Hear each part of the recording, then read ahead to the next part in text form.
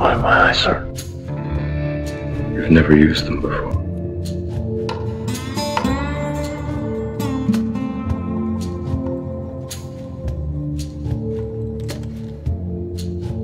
Conspiracy theorists have long been fixated on one particular mural at DIA because, well, it's astonishingly creepy. And add to that fact that these same conspiracy-minded folks sometimes think there are Illuminati bunkers beneath the airport. So when the creepy mural recently vanished, there were bound to be some questions. Instead, DIA says, don't worry, they're just moving all the public art in the terminal to a storage facility before their Great Hall renovation. So there's that really nice map that shows the vintage pictures. It's called America, Why I Love Her. This isn't the creepy one. But they also moved Children of the World Dream of Peace. That is the creepy as all get out mural where the guy is wearing the gas mask and the children are terrified. The one that people think signifies the apocalypse. More paintings will be moved over the course of the summer. The art will be back by 2021, so you can continue to analyze it for hidden messages. It is a sign that DIA is either in on the joke or they are mocking us to our faces.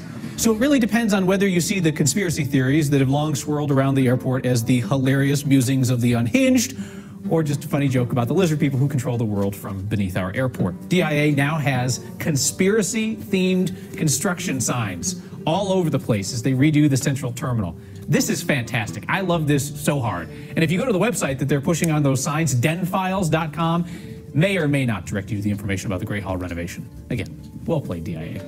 So a marketing campaign has been launched to advertise and inform the public of elaborate renovations slated for the Denver International Airport, as if it really needed them, being that the airport is already a state-of-the-art multi-billion-dollar structure. Regardless, renovations are scheduled and the notorious conspiracy artwork has been moved to a storage facility until renovations are complete. Everyone who draws breath knows that the artwork at Denver International has stirred a multitude of conspiracy theories and numerous analyses. And this marketing campaign, making a joke of the conspiracy theories that surrounded the collection, ruffled the feathers of legitimate conspiracy theorists everywhere. And why wouldn't it? In my lifetime, it was clearly around 9/11 during Bush's term when a campaign was launched to make conspiracy theorists look like Looney Tune nutjobs. Suddenly, any critically thinking person who wasn't so quick to swallow the official story of what happened on that day were characterized as insane, low IQ lunatic fringe, prone to flights of imagination. These characterizations were inserted into public consciousness along with a discrediting campaign which utilized countless paid shills in an attempt to shape the supposed psychological profile of the conspiracy theorist. And the gullible fell for it, making legitimate critical thinkers and researchers to be lumped in the same group as the loonies in the minds of the population at large. And this campaign is no different. You know, I've spent over a quarter of a century in the graphic arts, print media, and marketing industry. Any ad campaign is designed with certain goals in mind, to communicate something specific, convey a piece of information, and to reach a target audience. What exactly are they communicating here, and who exactly is their intended audience? Now, I'm not going to spend time rehashing all the conspiracies around the Denver airport. There's plenty of information already online. I do not subscribe to all of it, but there are certain things that speak for themselves. They're obvious, out in the open, able to be validated and researched, and these are things that one would be very hard-pressed to convince me otherwise. Things like the underground facility, the questionable funding sources for this enormous structure that seem to perpetually need expensive renovations to the tune of multiple billions every other year. The last one budgeted at $2 billion was in 2017. Or the fact that the controllers of the city and the county of Denver and its aviation department seem to be connected to a certain secret society. I'm sorry, I don't believe alien reptilians live beneath the Denver airport as most thinking people do not.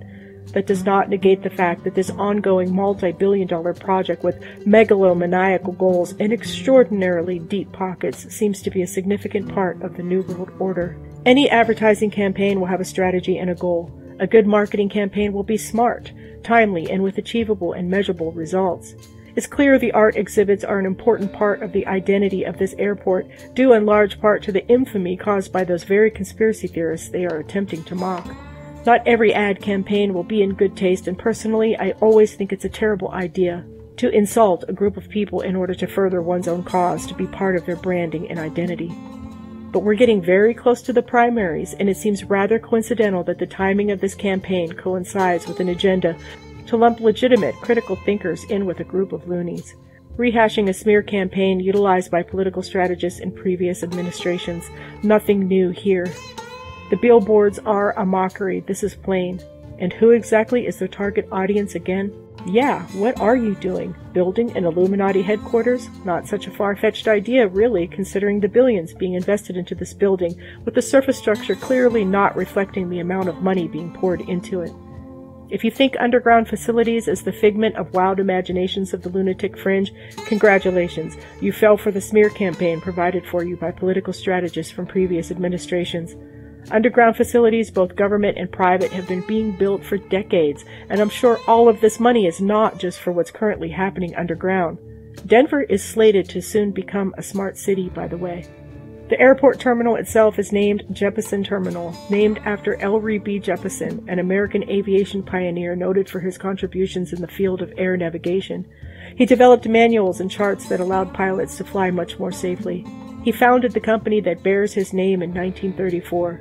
Jeppesen is an American company that specializes in aeronautical charting and navigation services, flight planning, pilot supplies, and aviation training. The company is a subsidiary of Boeing Commercial Airplanes. The founder of the company, Ellery Jeppesen, had alleged involvement with CIA extraordinary rendition flights, which were essentially torture flights where they would torture prisoners who may have information the CIA needed. Art has long been used as a tool of ideological communication, and it seems that certain billionaires have a penchant for specific types of art for their personal collections. The world is being fast-tracked toward a one-world government system, a globalist technocracy. At breakneck speed, these technocrats are implementing every psychological strategy they can to shape the minds of the masses to accept the New World Order. The artwork at Denver International comes from the minds of socialist communist artists, all hand-selected by the controllers of the city of Denver and the airport, and designed to reflect the mindset and the agenda that they want you to accept. Denver intends to become a smart city, and a smart city will always attempt to set itself apart by having its own government system. Underground reptilians ruling the world from below? No, of course not. Globalist technocrats, Luciferians, who want you to think in a certain way, to see the world through a manufactured lens, and every piece of artwork will speak to that agenda. And speak to it through a powerful medium, art, which taps into the soul, the emotions, and the heart. I know. I'm an artist myself. I'm a painter and sculptor. I know how art works for both the artist and the observer. In the art world, art is like currency, and we've seen it a lot lately, and you know who and what I'm talking about. There is no denying that art plays a significant role in this mechanism, this order of dark art, of social engineering, through magic, through art. Some people take it to a very dark place. The artist of the famous Denver airport mural is named Leo Tanguma, a communist, and his artwork reflects it well. Tanguma, in an article he wrote regarding the mural, says,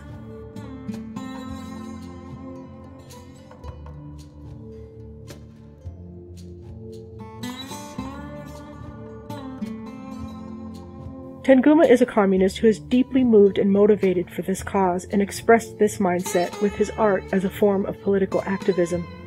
But why would the Denver airport commission a communist activist for the exhibit? Well, it turns out that most, if not all of the artwork for the airport's exhibits, particularly the permanent collection, come from artists of the same ideology.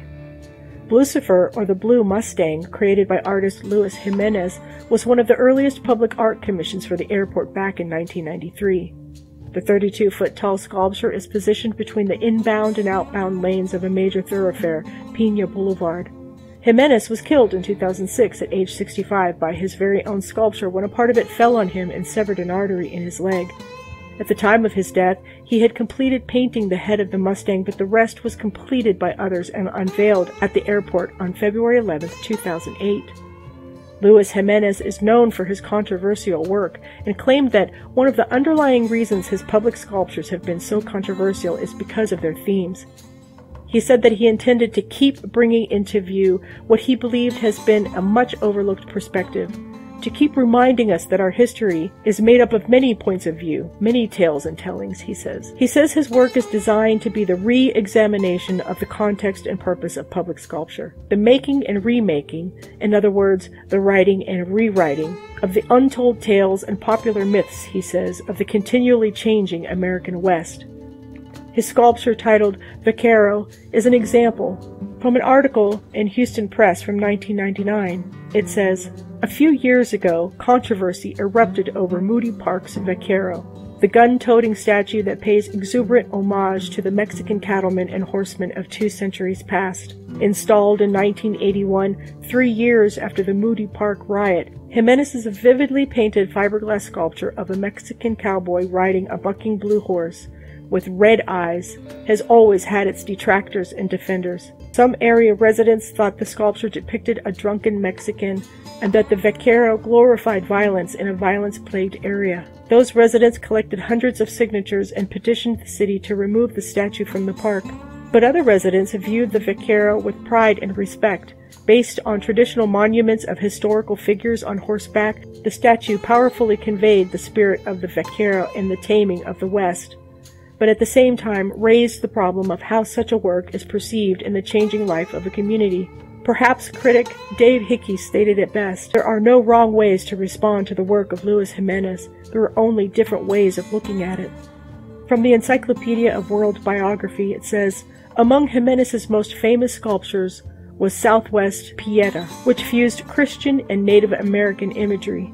It showed the mythological lovers Popocatépetl and Ixtaczoatl, after whom the 2 large volcanoes near Mexico City are named. The deceased, Ixtaczoatl, lies on her lover's lap, in a pose reminiscent of Michelangelo's famous sculpture of the Virgin Mary holding the lifeless body of Jesus. The figures are embedded in the back of a bald eagle. This sculpture too encountered criticism from activists. Critics, who say it depicts the aftermath of the rape of an Indian maiden by a Spanish conquistador, say it is offensive to those of Spanish heritage. Noted in Albuquerque Journal article quoted by Santiago, Jimenez's creative genius and his work is activism on a deeply cerebral level that cleverly provides a provocative visual of 2 opposing historic ideals, all dependent upon the observer. His main artistic influences were José Clemente Orozco, an outspoken communist, and Diego Rivera, who was the husband of famous painter Frida Kahlo, another outspoken communist. His roots are in pop art and modernism, and he's a Marxist socialist who uses his artwork as a form of activism with the goal to rewrite American history, particularly in the American West. Talk to you now about another much publicized aspect of your life, which is the sort of political views that you hold. I'd like to particularly ask you as well, because it's related to the film industry, about that period in your career in Hollywood when you were to the forefront of the people who were blacklisting the alleged communist members of... well, that's not a true statement. Well, we were not blacklisting. Well, you were... They were blacklisting. We didn't name anybody. We stayed completely out of it and said, we are Americans. Anybody that wanted to join us was fine. We gave no names out to anybody at any time, ever. But when you look back at that now, John, at this space of time, I mean, are you proud of what happened in Hollywood at that time? I think it was probably a very necessary thing at the time, because the radical liberals were going to take over our business. And you wouldn't have had any pictures like that then. No, but seriously, though, I mean, were they in a position? I mean, the people who got kicked out of Hollywood, surely they were. Who were kicked out? Well, the people. Now, wait a minute. Tell me who was kicked out. Well, the people who left Hollywood. Let's take, for example, Carl Foreman. Yeah, Carl Foreman. I mean, was Dalton Trumbo? Dalton Trumbo. Look what happened to Larry Parks. Larry Parks admitted that he'd been a commie, and he went on working.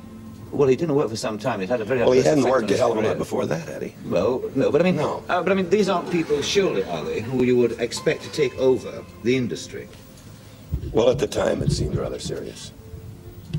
And they were getting themselves into a position where they could control who would do the writing. I read an interview that you gave, John, in which you said you objected to High Noon, to the film itself. You said it was un-American. I saw that film, and I guess a lot of people here in this audience will have seen that film, and I, for the life of me, can't see what's un-American about it. Well, a whole city of people that have come across the plains and suffered all kinds of hardships are suddenly afraid to help out a sheriff because 3 men are coming into town that are tough. Now he goes to them and pleads them, and he goes into the church, and for some reason the women are all sitting on one side of the church and the men are sitting all on the other side of the church, and he pleads his case, and the men say no, no, no, and the women get up and say, you're yellow, you're cowards. I don't think that ever happens in the United States. Then at the end of the picture, he took the the United States Marshal badge, threw it down, stepped on it, and walked off. I think those things are just a little bit un-American. Really? Yeah. It's amazing, you see, because, I mean, I've seen that film not once, but, 4 or 5 times. Well, you saw those things. Do they strike you as being They strike me as being... a true picture of the pioneer West? No, but... Or a picture of what Carl Foreman or somebody would like to give our children the impression? No, but I mean, similarly, I'm sure that a lot of the movies that have been made about the West that you would approve of were similarly not a true picture of the West, nor of American society. I mean, I just took it to be, a dramatic exposition of something or another, certainly not a knock at the American way of life. And I'm amazed that, when I read it in the research, I thought, my God, it's extraordinary. Ultra reaction. Well, actually, you must realize what was going on at that time in our business. Well, I was going to ask... There was a heated thing going on. They were... a lot of people that were fine writers were weren't being used, and it was rough on them. And that's why I took up for that side, because Maury Riskin, who was a Pulitzer Prize winner, couldn't get a job because he didn't think exactly like these fellows.